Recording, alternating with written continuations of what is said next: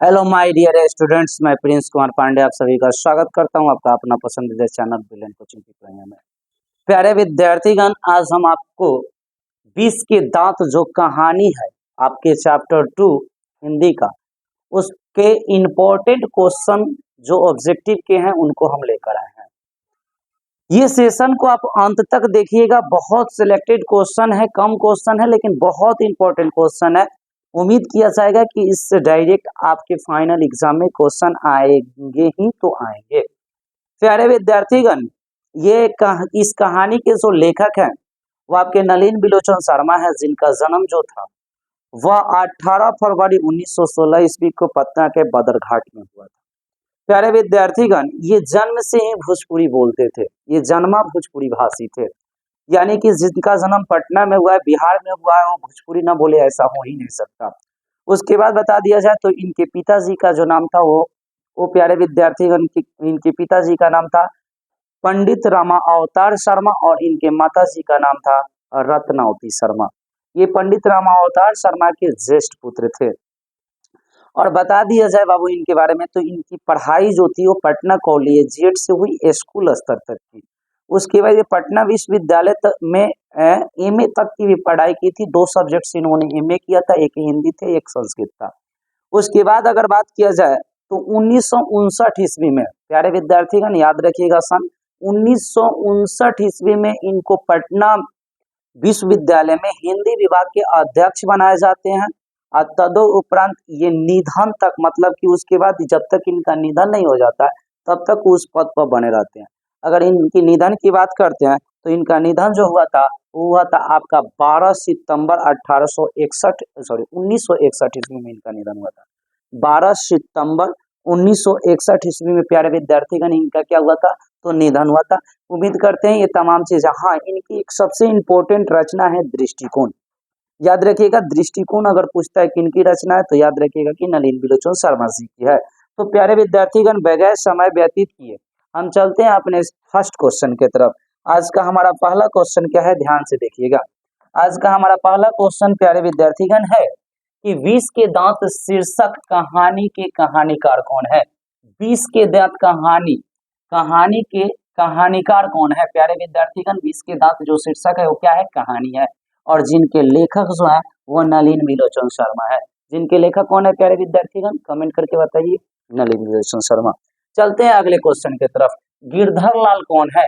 गिरधर लाल की अगर बात की जाए, गिरधर लाल जो है वो गिरधर लाल कौन है, तो प्यारे विद्यार्थीगण कासू के पिताजी नहीं, कासू के जो पिता है वो आपके सेन साहब है, सेन साहब है। याद रखिए, कासू के जो पिता है वो कौन है प्यारे विद्यार्थीगण, सेन साहब। ये गिरधर लाल जो है मदन के पिता है। मदन की अगर उम्र की बात की जाए, अगर आयु की बात की जाए तो ये 5 से 6 साल का था। याद रखिएगा, 5 से 6 साल का था। प्यारे विद्यार्थीगण, मदन का जो उम्र था वो 5 से 6 साल का था। उसके बाद बात की जाए सेन साहब के बारे में, तो सेन साहब एक बिजनेसमैन आदमी थे। और बात की जाए तो इनकी 5 लड़कियां थी। कितनी लड़कियां थी प्यारे विद्यार्थीगण, अगर लड़कियों की बात किया जाए लड़कियां, तो इनकी 5 लड़कियां थी, जिनका नाम था रजनी, आलो, शेफाली, आरती, सीमा, ऐसे करके इनके 5 लड़कियों का क्या था, नाम था। तो प्यारे विद्यार्थीगण ये चीजें आप समझ पाए होंगे। कासू जो था वो बहुत बदमाश था। सेन साहब एक कहानी में पढ़े होंगे तो एक कार करते थे जिनको उस पे बहुत नाज था। उस कार पे, उस कार का कलर क्या था प्यारे विद्यार्थीगण, तो ब्लैक रंग का था। चमक इस तरह का थी कि आप चाहें तो उसमें अपना चेहरा देख सकते हैं, और कहीं पे एक धब्बा दिखाई दे देता, मतलब कहीं पे एक स्क्रैच दिखाई दे देता, तो क्लीनर और शोफर मीन्स ड्राइवर का सामर्थ्य समझो, मैंने उन लोगों का हालचाल पूछ लेते थे कि कैसे हुआ। तो गाड़ी जो थी बहुत अच्छी थी, चमकती थी। गाड़ी का क्या नाम था, एस्टिमल इंड था। क्वेश्चन पूछ सकता है सेन साहब की गाड़ी का क्या नाम था प्यारे विद्यार्थी का, तो एस्टिमल इंड था, जो 7,500 में खरीदी गई थी। याद रखने, सेन साहब की गाड़ी की प्राइस कितनी थी, तो 7,500 रुपए जो थी उनकी गाड़ी की प्राइस थी। तो प्यारे विद्यार्थीगण ये टर्म आपको समझ पाए होंगे सेन साहब के बारे में। अगले क्वेश्चन की तरफ चलते हैं। हाँ, मदन ने कासू के कितने दांत तोड़े थे, तो प्यारे विद्यार्थीगण मदन जो था वो कासू के 2 दांत तोड़े था। इसलिए तोड़ा था कि ये कासू जो था वो मदन के साथ लट्टू नचाने की क्या किया था, जिद कर रहा था कि मैं भी तुम्हारे साथ लट्टू खेलूंगा। लेकिन जस्ट इसके एक दिन पहले मदन जो था अपने पिताजी से पिटाया था, किसके कारण, कासू के ही कारण पिटाया था। तो ये बात इसे कभी भी गवारा नहीं हुआ और ये इसको मार दिया, उसके तत्पश्चात इसके मार के 2 दांत तोड़ डाला। कौन, तो बाबू मदन। आगे चलते हैं, क्वेश्चन पूछा है कि सेन साहब की कितनी लड़कियां थी। तो अभी प्यारे विद्यार्थी ने बताया कि सेन साहब की 5 लड़कियां थी। सेन साहब की कितनी लड़कियां थी प्यारे विद्यार्थीगण, तो 5 लड़कियां थी। चलते हैं अगले क्वेश्चन की तरफ, और अगला क्वेश्चन क्या है, ध्यान से देखिएगा। शोफर का अर्थ होता है प्यारे विद्यार्थीगण, शोफर का अर्थ जो होता है वो ड्राइवर होता है। शोफर का अर्थ क्या होता है बाबू, ड्राइवर होता है। इसमें 2 गो शब्द और आएगा, खोखा खोखी, याद रखिएगा। शब्द आएगा खोखा और खोखी, याद रखिएगा, खोखा और खोखी। इसका अर्थ होता है बाबू बेटा और बेटी, बेटा और यहाँ पे बेटी, इसका अर्थ होता है प्यारे विद्यार्थीगण, और बेटी। और ये किस भाषा का शब्द है खोखा खोखी, तो बांग्ला भाषा का, याद रखिए। खोखा खोखी किस भाषा का शब्द है, तो बांग्ला भाषा का शब्द है, दिमाग में बैठा लीजिएगा। अगला क्वेश्चन कर रहे हैं, मदन किसका पुत्र था। तो अभी तो बताया बाबू, मदन किसका पुत्र था, तो गिरधर लाल का जो पुत्र था। आगे चलते हैं प्यारे विद्यार्थीगण, नलिन बिलोचन शर्मा पटना विश्वविद्यालय में हिंदी विभाग के अध्यक्ष कब बने।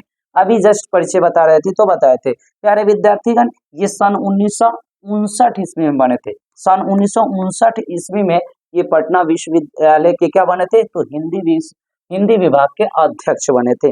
आगे बात करते हैं, नलिन बिलोचन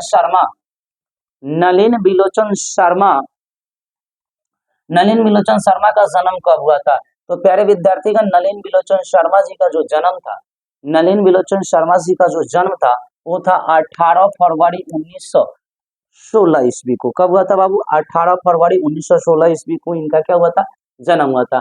नलिन बिलोचन शर्मा की मृत्यु कब हुई थी, नलिन बिलोचन शर्मा की मृत्यु कब हुई थी बाबू, तो 12 सितंबर 1961 ईस्वी को इनकी मृत्यु हुई थी।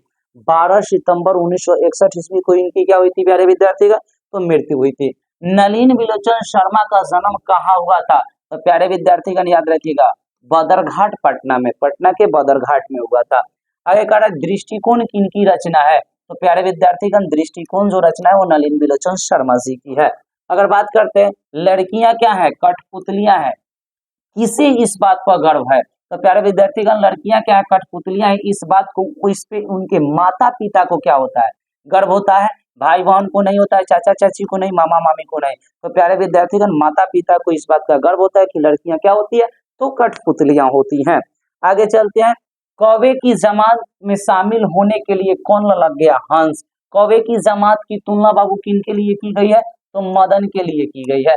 और हंस की बात की जाती है तो किसकी बात की जाती है, तो हंस यहाँ पे कहा गया है कासू को, यानी कि खोखा को कह सकते हैं बाबू, खोखा को कह सकते हैं कि यहाँ पे हंस से तुलना की गई है।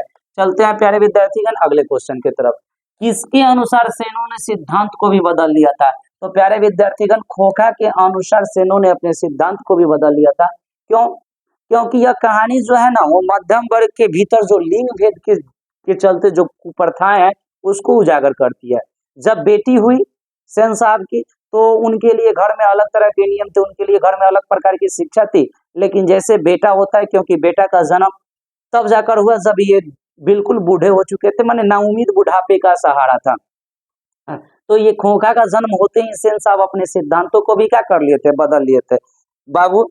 इसलिए ये बाबू, ये जीवन के नियम का आपको आता, तो याद रखिएगा किसके अनुसार सेनों ने सिद्धांतों को बदल लिया था, तो समझ लीजिएगा कि खोखा के अनुसार सेनों ने अपने सिद्धांतों को भी क्या कर लिया था प्यारे विद्यार्थीगण, तो बदल लिया था। चलते हैं, खोखा का क्या नाम है, कीसु गलत है, कुसु गलत है, कासु यही सही है बाबू, केसु गलत है। तो खोखा का जो नाम था बाबू वो क्या था, तो कासु था। अगले प्रश्न कर रहा है, 20 के दांत कैसी कहानी है। तो प्यारे विद्यार्थीगण याद रखिएगा, 20 की दांत आपको मनोवैज्ञानिक कहानी है। कैसी कहानी है प्यारे विद्यार्थीगण, मनोवैज्ञानिक कहानी है। सेन साहब अपने पुत्र को क्या बनाना चाहते थे, तो बिजनेसमैन इंजीनियर बनाना चाहते थे, और ये बात को कभी दोहराते वो थकते नहीं थे। जब कोई पूछे उनसे कि आप अपने बेटे को क्या बनाना चाहते हैं, तो बताते थे कि हम बिजनेसमैन इंजीनियर बनाना चाहते हैं, बिजनेसमैन इंजीनियर बनाना चाहते हैं। आगे बाबू बात करते हैं अगले प्रश्न की तरफ। कर है कि मदन अक्सर किसके हाथों से पीटता था, तो मदन जो था वो अपने पिताजी के हाथों से, यानी गिरधर लाल से हमेशा, माता से गलत है, सेन साहब से गलत है, खोखा से गलत है, अपने पिताजी के हाथों से वो बराबर पीटता था। और मदन के लिए अगर क्वेश्चन पूछ लिया जाए कि मदन के लिए क्या खानी मामूली बात थी, तो याद रखिएगा प्यारे विद्यार्थीगण, उनके लिए मार खानी जो है एक मामूली बात थी। अगले क्वेश्चन की तरफ चलते हैं और अगला क्वेश्चन कह रहा है कि नलिन विलोचन शर्मा के पिता का क्या नाम था। नलिन विलोचन शर्मा का पंडित रामावतार शर्मा, पंडित कृष्णावतार शर्मा, पंडित मृत्युंजय शर्मा और पंडित दशावतार शर्मा। तो प्यारे विद्यार्थीगण, इनके बाप पिताजी का जो नाम था वह पंडित रामावतार शर्मा था। क्या था बाबू? पंडित रामावतार शर्मा था। सेन साहब ने किसे खूब फटकार लगाई? सेन साहब ने किसे खूब फटकार लगाई? गिरधरलाल को, खोखा को, मदन को या शेफाली को?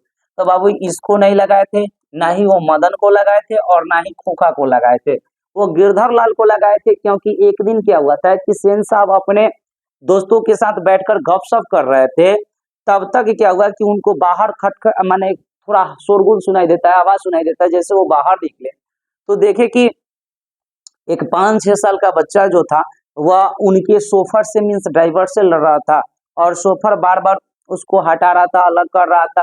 वहां पे उसकी माँ भी थी, जो वही छोटा जो बच्चा था वह मदन था। गाड़ी को छूने जाता था तो गाड़ी गंदी हो जाती, इस वजह से गिरधरलाल उस सेन साहब के जो ड्राइवर था उसको धक्का दिया कि हट निकल यहाँ से। उस वजह से उसके बाएं घुटने से खून भी निकलने लगी थी। लेकिन होता है कि एक छोटे से किरानी के बेटे को अगर एक बड़े साहब के ड्राइवर जो है, बड़े साहब का जो ड्राइवर है, अगर धक्का दे दिए तो इसमें कोई बड़ी बात नहीं थी। क्योंकि गिरधरलाल जो थे वो सेन साहब के यहाँ एक एक क्लर्क का काम, किरानी का काम करते थे। तो जब ये वाकया हुआ तो सेन साहब उस समय तो किसी भी तरह से हटा वटा दिए, सल्टा दिए। लेकिन जैसे वो ऑफिस में गए तो गिरधरलाल को बुलाए और बुलाकर उसको जबरदस्त फटकार लगाए। तो प्यारे विद्यार्थीगण याद रखिएगा कि सेन साहब को अगर किसी ने खूब फटकार लगाए, सेन साहब किसको खूब फटकार लगाए थे? तो बाबू गिरधरलाल को लगाए थे। अगला कह रहा है कि 20 के दांत कहानी किस वर्ग के अंतर विरोधों को उजागर करती है? निम्न वर्ग का, उच्च वर्ग का, व्यापारी वर्ग का? सी नहीं, मध्यम वर्ग के जो बिचवनिया जो लोग होते हैं, उस वर्ग के लोगों के अंतर विरोध जो लिंग भेद के अंदर छुपा हुआ है उसको क्या करती है? उजागर करती है। कासू मदन के साथ किस खेल में शरीक होना चाहता था? तो कासू जो है बाबू फुटबॉल के खेल में, हॉकी के खेल में, बैडमिंटन के खेल में या लट्टू के खेल में? तो प्यारे विद्यार्थीगण लट्टू के खेल में ये शरीक होना चाहता था। कौन? कासू मदन के साथ, क्योंकि मदन उस समय गली के आवारागर्द छोकरों के साथ क्या कर रहा था? लट्टू नचा रहा था। और उस लट्टू नचाने की में कौन शामिल होना चाहता था? कासू। और उसी समय जब मदन से वो बोला कि मुझे भी लट्टू खेलना है तो मुझे लट्टू दे, मदन कहता है अबे भाग जा, जा अपने बाप की गाड़ी में बैठ जा। बाबू इस पे वो क्या करता है? कासू एक घूसा रसीद कर देता है, किसको? मदन को। ठीक है, क्योंकि ये इसी उम्र में अपने नौकरों चाकर पर भी हाथ छोड़ दिया करता था। तो प्यारे विद्यार्थीगण, जैसे ही कासू मारता है मदन को, मदन घुसिया जाता है और इसको पटक पटक मारता है। पटक पटक मारने के साथ ही क्या करता है? तो इसके 2 दांत तोड़ डालता है। तो ये दिमाग में बैठा लीजिएगा कि कासू मदन के साथ किस खेल में शरीक होना चाहता था? तो लट्टू के खेल में शरीक होना चाहता था। सेन साहब किसके व्यंग पर ऐड कर आ गए? तो प्यारे विद्यार्थीगण, सेन साहब जो कि जब दोस्त लोग बैठे हुए थे एक साथ, तो चर्चा की विषय के अभाव होने पर यह विषय निकल पड़ी कि किसका लड़का क्या बनेगा। जैसे सेन साहब से पूछा गया कि आपका लड़का क्या बनेगा, तो बोले कि मैं तो अपने हिसाब से इसको बिजनेस में इंजीनियर बनाना चाहता हूँ। आजकल की पढ़ाई लिखाई क्या है? फिजूल है, इसलिए मैं इसको स्कूल के बजाय कारखाने के 2-4 बढ़ई को बुलाता हूँ और अभी से इसको सिखाता हूँ। अभी से ही बच्चे के औजारों से, बच्चों की उंगलियां जब औजारों से वाकिफ हो जाएगी तो अच्छा रहेगा। आजकल की पढ़ाई लिखाई फिजूल है, ऐसे बातें बोले। उसी में एक पत्रकार महोदय थे, अखबार नरीश थे, साधारण हैसियत के थे। जब उनसे पूछा गया कि आपका लड़का क्या बनेगा, तो उन्होंने जवाब दिया कि वह क्या बनेगा वो उसकी इच्छा, लेकिन मैं चाहता हूं कि वह एक जेंटलमैन, नेक इंसान अवश्य बने। जैसे ये उत्तर मिला तो उसी उत्तर पर आपके सेन साहब जो है ऐंठ कर रह गए।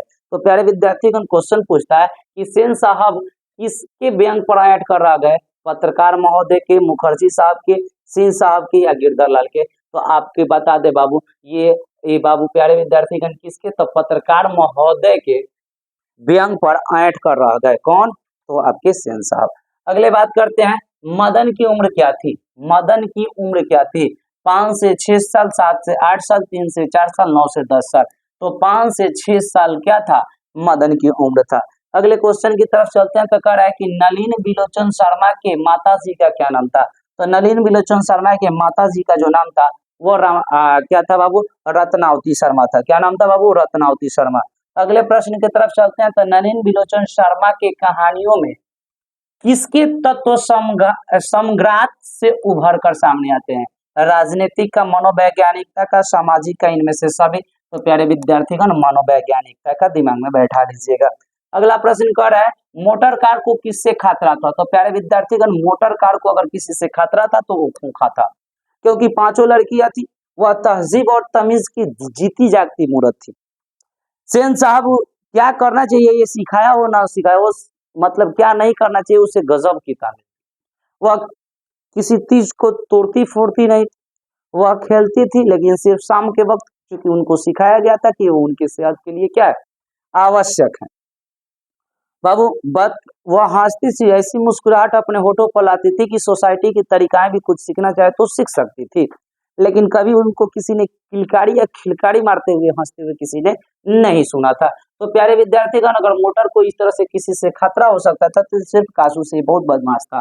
ठीक है प्यारे विद्यार्थीगण, कई बार इस हवा निकाल देता था, उसके बाद बत्ती को फोड़ देता था, और सेन साहब का यह मानना था कि वो देखना चाहता था कि बत्ती के अंदर क्या था, जबकि ये इसकी शरारत थी। ठीक है प्यारे विद्यार्थीगण, आगे देखिए खोखा खोखी किस भाषा का शब्द है। तो प्यारे विद्यार्थीगण खोखा खोखी जो है वो बांग्ला भाषा का शब्द है। अगला कहता है ऐसे ही लड़के आगे चल के गुंडे चोर और डाकू बनते हैं। यह पंक्ति किस कहानी के किस पात्र ने कही है। तो प्यारे विद्यार्थी ऐसे ही लड़के आगे चल के गुंडे चोर डाकू बनते हैं, ये बात जो है वो सेन साहब बोले थे गिरधर लाल से। पहले ही तुम उसको जाकर सवारो सुधारो, अन्यथा ऐसे ही लड़के आगे चल के गुंडे चोर और डाकू बनते हैं। तो ये बाबू सेन साहब के धर्मपति जी नहीं, गिरधर लाल नहीं, सेन साहब खुद ये इस बात को क्या किए थे, बोले थे। अगला क्वेश्चन कर रहा है कि सेन साहब ने गिरधर लाल को मदन की पिटाई पर क्या कहा। ध्यान से देखिएगा, सेन साहब ने गिरधर लाल को मदन की पिटाई पर क्या कहा। उन्हें मदन की बहादुरी की सराहना की, उन्होंने मदन को और पीटने का आदेश दिया, उन्होंने गिरधर लाल के बच्चे को संभालने की सलाह दी, उन्होंने मदन को माफी मांगी। जी नहीं, ये तमाम चीज गलत है प्यारे विद्यार्थीगण। उन्होंने गिरधर लाल के बच्चों को संभालने की क्या दी, सलाह दी कि बाबू अभी से संभाल लो, सुधर जाएगा, अन्यथा आगे चलकर ये बहुत आपके लिए क्या हो जाएगा, भारी हो जाएगा। तो वो बच्चे को संभालने की क्या देते हैं, वो सलाह देते हैं। चलते हैं अगले क्वेश्चन की तरफ, और अगला क्वेश्चन क्या कर रहा है, क्वेश्चन नहीं है बाबू, चार पंक्ति है, ध्यान से देखिएगा। कह रहा है जीवन में अभी असली उड़ान बाकी है, जीवन में असली उड़ान बाकी है, हमारे इरादों का अभी इम्तिहान बाकी है, अभी तो मापिए हमने थोड़ी मुट्ठी भर जमीन, अभी तो मापने के लिए पूरा आसमान बाकी है, अभी तो मापने के लिए पूरा आसमान बाकी है। तो प्यारे विद्यार्थीगण हम लोगों का इम्तिहान इस करकराते ठंड में अपने आप को मजबूती से रखना है, और देखते हैं कि हम लोग इसमें कितना हद तक सफल होते हैं। अगर ये 2 मंथ अगर हमारी ठंडी बाधा नहीं हुई तो शायद हम बेहतर परिणाम रिजल्ट के तरफ अग्रसर हो सकते हैं। तो प्यारे विद्यार्थीगण मिलते हैं हम अपने अगले वीडियो में। जय हिंद, जय भारत।